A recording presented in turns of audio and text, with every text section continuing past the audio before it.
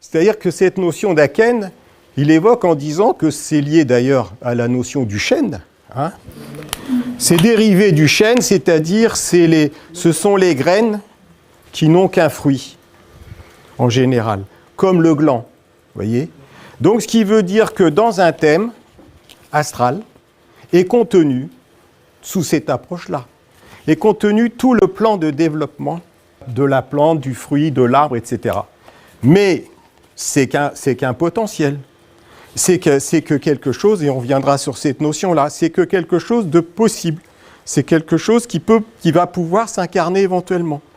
Mais, comme je reviens sur ce que je vous disais, c'est à la personne de faire le chemin pour que cela puisse se manifester. Et que, j'insiste là-dessus, mais cette rencontre, elle est importante dans la notion, vous voyez, de ce que évoquait Arroyo aussi, dans l'interprétation d'un thème, de vouloir trop nourrir et trop interpréter et surinterpréter. Moi, je vous laisse lire ça tranquillement. Donc, on peut effectivement noyer la personne sans oser donner d'informations et qu'en fait, ça n'apporte rien. Si, ça apporte quelque chose à peut-être quelquefois l'astrologue qui va flatter son ego en se disant « Là, j'ai été bon, hein. J'ai vu tous les transits, toutes les progressions, j'ai tout mis en place, j'ai rien oublié, je lui ai tout cité. » Et la personne en face, elle est noyée par des informations, c'est pour ça, vous voyez, c'est plutôt l'interprétation, hein, la compréhension que l'interprétation, ça veut dire, c'est d'encourager le client à se faire face plutôt qu'à se fuir. Ben ça veut dire que c'est plutôt ça qui est important. Plutôt que de lui dire « Ah, vous avez tel transit qui va passer là, alors vous savez, tel jour, il ne faut pas faire ci et tout ça. » On est dans le signe, on n'est plus dans le symbole, là. Donc ça veut dire, je ne dis pas que ça n'a pas d'utilité.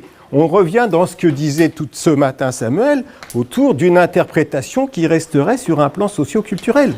C'est-à-dire comment s'adapter à notre société. Et les transits, vous voyez, et les passages, et même les planètes, vous pouvez le voir dans les manuels d'ailleurs. Hein. Quand vous entendez parler d'Uranus, Neptune, Pluton, pour la plupart du temps, et des transits d'Uranus, Neptune, Pluton, ben quand vous restez au niveau jupitero-saturnien, quelle catastrophe il va me tomber sur la tête. On est tous encore conditionnés par ces messages-là. Hein. On est encore tous imprégnés on pourrait dire par cet inconscient collectif astrologique je ne dirais pas de millénaires, parce qu'Uranus, Neptune, Pluton, ce n'est pas depuis des millénaires qu'on les connaît, mais on a ça. Donc, la vision négative qu'on a d'Uranus, Neptune et Pluton, ce n'est pas Uranus, Neptune, Pluton en tant que tel. C'est que c'est la vision d'Uranus, Neptune, Pluton vue de Saturne. C'est vu d'un point de vue saturnien. C'est-à-dire que c'est Saturne qui juge Uranus, Neptune et Pluton. Alors Uranus, ça va être les accidents. Neptune, c'est la noyade ou la folie. Quant à Pluton, c'est la mort et les accidents terrifiants, hein, ou les crimes monstrueux. Donc, je caricature bien évidemment. Mais donc, dans cette approche, on oublie, vous voyez, la dimension justement du symbole en tant que tel, ce que peut symboliser Uranus, ce que peut symboliser Neptune, ou ce que peut symboliser Pluton, et les autres pour ceux qu'on utilise encore d'autres. Donc on voit bien, vous voyez, que dans cette notion, lorsqu'on va évoquer ces planètes, lorsqu'on va évoquer, on pourrait dire, toutes ces planètes dans leur ensemble, on ne doit pas oublier en fait que d'abord, ce qu'il y en a en face de nous, c'est un consultant, c'est un client, et que se tient une personne, et que c'est cette personne qui va être privilégiée plutôt que de faire un exercice de style, vous voyez, où on va surinterpréter ce qui se passe dans le thème. Ça, c'est ma pratique, parce que si je vous parle de ça, c'est parce que moi-même, au début, bon élève, j'apprenais, j'ai fait ça, puis je voulais en mettre plein la vue à la personne, en même temps, disons, regardez comment je pouvais avoir compris qu'est-ce qui se passe dans votre thème en ce moment.